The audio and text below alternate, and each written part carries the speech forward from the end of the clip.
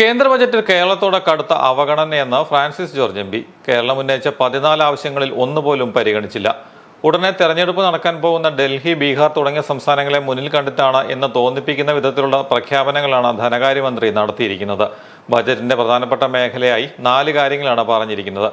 കൃഷിയെ പ്രോത്സാഹിപ്പിക്കുമെന്ന് പറയുമ്പോഴും ബീഹാറിലെ താമരക്കുരു, പരുത്തി എന്നീ കൃഷികളെക്കുറിച്ച് മാത്രമാണ് ബജറ്റിൽ പരാമർശിക്കുന്നത്. 2022 മുതൽ സമരം ചെയ്യുന്ന കർഷകരുടെ ആവശ്യങ്ങളായ കാർഷിക കടങ്ങൾ എഴുതിത്തള്ളുക, പെൻഷൻ അനുവദിക്കുക, താങ്ങുവില നിയമവിധേയമാക്കുക എന്നിങ്ങനെയുള്ള ആവശ്യങ്ങളൊന്നും കണ്ടില്ലെന്ന് നടിക്കുന്ന സമീപനമാണ് ബജറ്റിൽ കാണുന്നതെന്ന് ഫ്രാൻസിസ് ജോർജ് ആരോപിച്ചു. വയനാട് ദുരന്തത്തെക്കുറിച്ച് പരാമർശം പോലും ബജറ്റിലില്ല.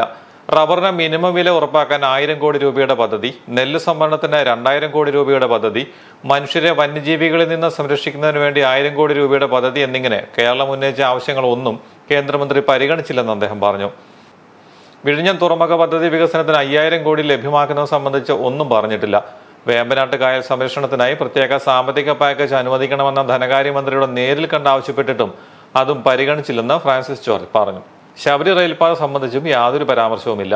കോട്ടയം റെയിൽവേ സ്റ്റേഷനിൽ നിന്ന് ട്രെയിൻ സർവീസുകൾ ആരംഭിക്കുവാൻ സാധിക്കുന്ന വിധത്തിൽ ടെർമിനൽ സ്റ്റേഷൻ ആക്കണമെന്ന ആവശ്യവും പരിഗണിച്ചില്ല.